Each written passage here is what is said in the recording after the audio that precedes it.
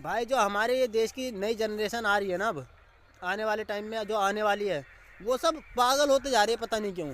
अंग्रेजी सीखने के लिए इतने पागल हैं कि लाखों रुपए पे करते हैं, और जो हमारी राष्ट्रीय भाषा हिंदी, उसे बोलने में वो शर्माते हैं। जैसे बड़े बड़े शहरों में आईटी सेक्टर हो गया और मेट्रो सिटी हो गया, इन जगह पता नहीं क्या दिक्कत है इन्हें कि हिंदी बोलते ही नहीं है मेट्रो में। भाई आपकी जो राष्ट्रीय भाषा है ना हिंदी, आप उसे बोलिए, क्योंकि चाइना के लोग चाइनीज़ में ही बात करते हैं, रसिया के लोग रसिया लैंग्वेज में ही बात करते हैं, है ना, जापान के लोग जापानी ही बात करते हैं। लेकिन पता नहीं हमारे देश में क्या हो गया, जो भाई हमारे देश में बिहारी है ना, वो भोजपुरी में ही बात करते हैं शहरों में जाने के बाद भी।